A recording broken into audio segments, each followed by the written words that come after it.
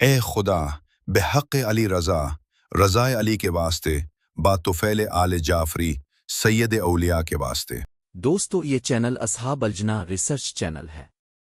یہ دنیا کا واحد چینل ہے جو اسلامی تحقیقات ریسرچ پر مبنی ہے۔ اس چینل کا بنیادی مقصد قرآن کی آیات کے نزول اور احادیث میں ان کی شان نزول یعنی کس موقع پر نازل ہوئیں کو بیان کرنا ہے۔ ہماری تمام ویڈیوز انتہائی ریسرچ پر مبنی ہوتی ہے۔ اللہ ہمارے علم میں اضافہ فرمائے۔ آپ کے کمنٹس اور ویڈیو کو شیئر کرنے کا شکریہ۔ جزاک اللہ۔ تو چلیے آج کی ویڈیو شروع کرتے ہیں۔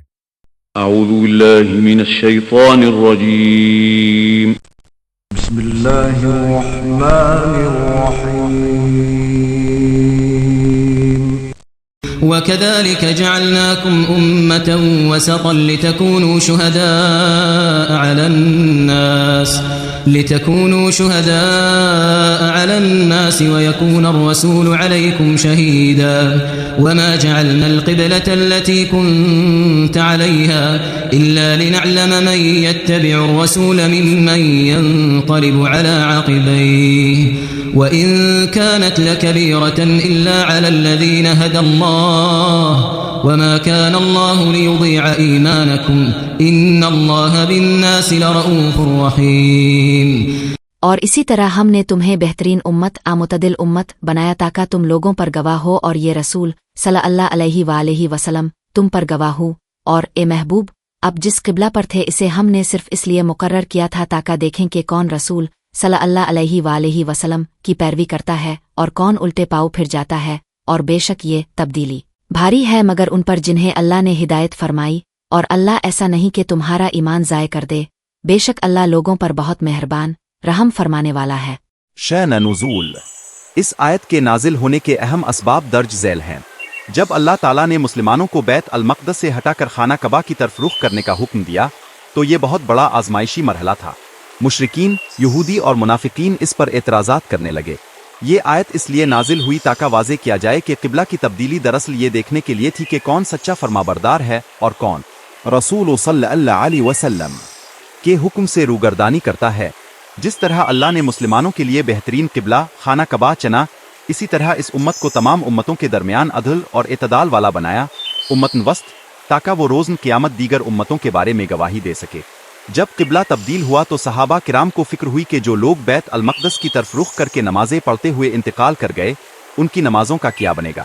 اس پر آیت کا آخری حصہ نازل ہوا، اور اللہ تمہارے ایمان نمازوں کو ضائع نہیں کرے گا۔ حدثنا عمرو بن خالد قال حدثنا زهير قال حدثنا أبو إسحاق عن البراء بن عازب أن النبي صلى الله عليه وسلم كان أول ما قدم المدينة نزل على أجداده أو قال أخواله من الأنصار، وأنه صلى قبل بيت المقدس 16 شهرا أو 17 شهرا، وكان يعجبه أن تكون قبلته قبل البيت، وأنه صلى أول صلاة صلاها صلاة العصر وصلى معه قوم، فخرج رجل ممن صلى معه فمر على أهل مسجد وهم راكعون فقال أشهد بالله لقد صليت مع رسول الله صلى الله عليه وسلم قبل مكة فدروا كما هم قبل البيت، وكانت اليهود قد أعجبهم إذ كان يصلي قبل بيت المقدس وأهل الكتاب، فلما ولى وجهه قبل البيت أنكروا ذلك.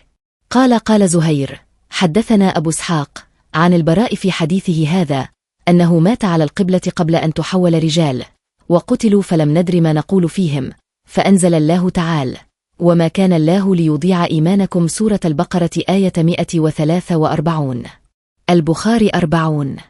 رسول اللہ صلی اللہ علیہ وسلم جب مدینہ تشریف لائے تو پہلے اپنی نانیحال میں اترے جو انصار تھے، اور وہاں اب صلی اللہ علیہ وسلم نے 16-17 ماہ بیت المقدس کی طرف منہ کر کے نماز پڑھی، اور اب صلی اللہ علیہ وسلم کی خواہش تھی کہ اب کا قبلہ بیت اللہ کی طرف ہو۔ جب بیت اللہ کی طرف نماز پڑھنے کا حکم ہو گیا تو سب سے پہلی نماز جو اب صلی اللہ علیہ وسلم نے بیت اللہ کی طرف پڑھی عصر کی نماز تھی۔ وہاں اب صلی اللہ علیہ وسلم کے ساتھ لوگوں نے بھی نماز پڑھی۔ پھر اب کے ساتھ نماز پڑھنے والوں میں سے ایک آدمی نکلا اور اس کا مسجد بنی حارثہ کی طرف گزر ہوا تو وہ لوگ رکوع میں تھے۔ वो बोला कि मैं अल्लाह की गवाही देता हूँ कि मैंने रसूल अल्लाह सल्लल्लाहु अलैहि वसल्लम के साथ मक्का की तरफ मुँह करके नमाज पढ़ी है।